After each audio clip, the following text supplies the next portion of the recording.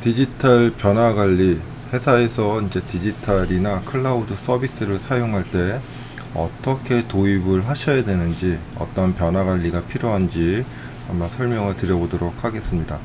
저는 디지털 변화 관리를 하고 있는 조코디라고 하고요. 재택근무 바이브를 이용해서 여러분이 구글 워크스페이스를 이용한 변화 관리를 많이 도와드리고 있습니다. 자, 변화 관리라고 하는 것은 우리가 오래전부터는 들어왔습니다. 우리가 이제 체인지를 매니지먼트 할 수 있다는 것이죠. 체인지, 변화는 항상 어렵지만 우리 생활이나 회사에 필요한 것 같습니다. 하지만 변화를 한다는 것은 생각만큼 그렇게 어렵습니다. 예를 들어서 여러분이 갑자기 1월 1일이 되어서 올해부터는 내가 건강한 삶을 살겠다라고 이런 변화를 하기 위해서 노력하더라도 사실은 많은 사람들이 실패를 하는 이유가 되겠습니다. 자, 근데 이게 기업이나 회사에서 만약에 체인지를 했는데 잘 되지 않는다. 그러는 것은 개인이 포기하고 실패하는 거랑은 차원이 다르죠. 회사나 국가 이런 데에서는 잘못해서 실패를 한다면은 큰 위험에 빠질 수도 있기 때문에 잘 접근을 해야 될 것 같습니다. 자, 체인지 매니지먼트라고 하는 것은 우리가 뭐 새로운 변화를 하기 위해서 준비하고 지원하고 도와주고 이런 것들에 대한 전반적인 활동이라고 생각하시면 되겠습니다. 예전에 한 20년, 30년 전에도 우리가 체인지 매니지먼트, 변화 관리를 많이 했었습니다. 그때는 우리가 이제 없던 시스템들, 뭐 우리가 다 수작업으로 하던 것들을 이제 전사적으로 우리가 어떤 시스템 도입을 하기 위해서 변화 관리를 했었죠. 그때는 우리가 이제 좀 저항이 기존의 업무들 를 계속해서 사용하려고 했던 그런 이제 저항이 있었습니다.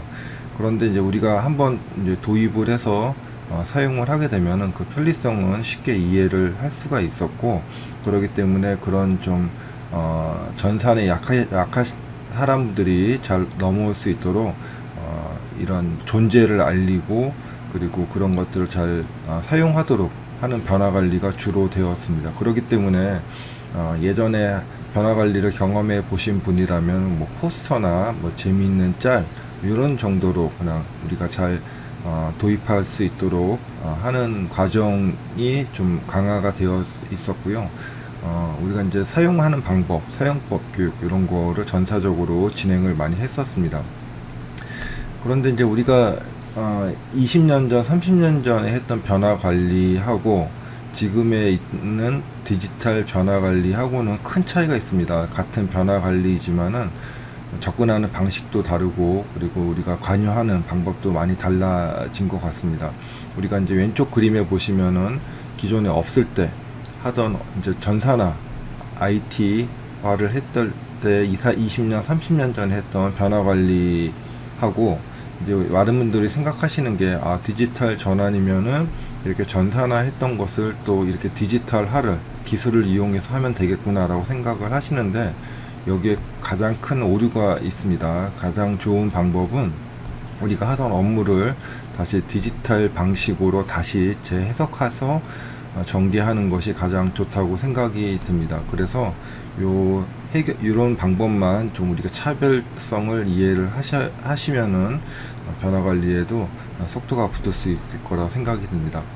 뭐 변화 관리 효과에 대해서는 뭐 이미 많은 회사들이 이해를 하고 계시다고 생각이 듭니다. 뭐 여기처럼 뭐 35%, 143% 이런 숫자가 중요한 것이 아니고, 변화 관리를 잘못한다면은 우리가 많은 돈, 많은 비용, 많은 사람을 투입함에도 불구하고 실패로 끝날 수가 있고요. 실패로 한다는 것은 단순히 개인적으로 뭐 다이어트 실패 이런 차원이 아니고, 회사의 생존 가치, 생존의 위협을 할 수 있는 아주 큰 문제이기 때문에 체계적으로 접근하는 것이 중요하다고 생각이 듭니다.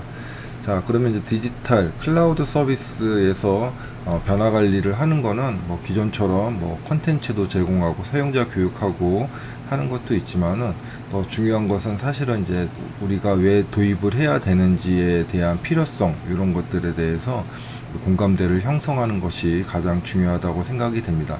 예전에 20년 전에는 우리가 무조건 시스템을 도입을 했어야 되죠. 왜냐하면 아무런 시스템이 없었기 때문에 기존의 수작업으로 하던 방식의 한계성 때문에 도입을 해야 됐다라고 이해를 하시면은, 지금은 그런 차원이 아니고 우리가 좀 더 애잘리티하고 효율성이고 생산성을 올리기 위해서 다음 레벨로 접근하는 것이기 때문에, 많은 분들이 디지털 를 도입할 때 사실은 이해를 잘 못하고 기존의 시스템이 있는데 우리가 왜 해야 되는지 이런 거에 대해서 의문점이 많이 갖고 있습니다. 그렇기 때문에 회사에서 이런 도입 필요성, 전략 이런 것을 잘 하고, 이것은 사실은 이제 경영진부터 마인드 개선을 통해서 꼭 해야 된다라고 하는 것, 그리고 방법에 대해서 정확하게 이해를 알고 있어야 된다고 생각이 됩니다.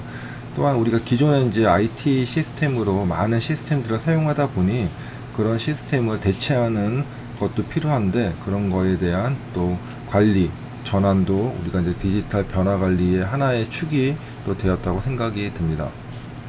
자, 변화 관리 정말로 어렵죠. 우리가 보통은 한 16% 정도의 사람들만 변화에 대해서 능동적으로 변화를 하려고 하고, 나머지 사람들은 그렇게 변화를 좋아하지 않습니다.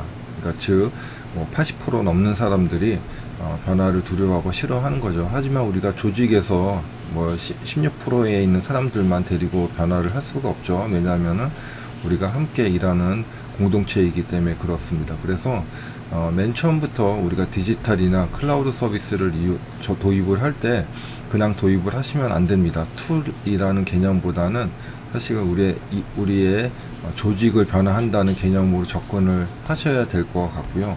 그래서 나머지 84%에 있는 사람들은 사실은 그냥 캠페인 이 정도만 해서는 안 되고, 사실 강력한 수단이 필요합니다. 가장 좋은 것은 저는 위기라고 생각이 되는데, 위기가 있고 그 위기에 우리가 변화를 할 수 있다고 생각이 듭니다. 그래서 나머지 16%의 사람들은 자발적으로 할 수 있지만, 나머지 84%는 우리가 위기라는 것을 이용해서 전환하는 것도 이제 좋은 방법이라고 생각이 되고요. 그렇게 하기 위해서는 경영진이나 아니면 TF팀에서 체계적으로 전략적으로 접근을 해야 된다고 생각이 됩니다. 자, 오늘은 간단하게 변화관리, 디지털 변화관리에 대해서 한번 알아봤고요. 다음 시간부터는 우리가 단계별로 어떠한 전략, 또 단계별로 어떠한 액션들을 해야 되는지에 대해서 한번 길게 풀어보도록 하겠습니다. 자, 오늘은 여기까지입니다.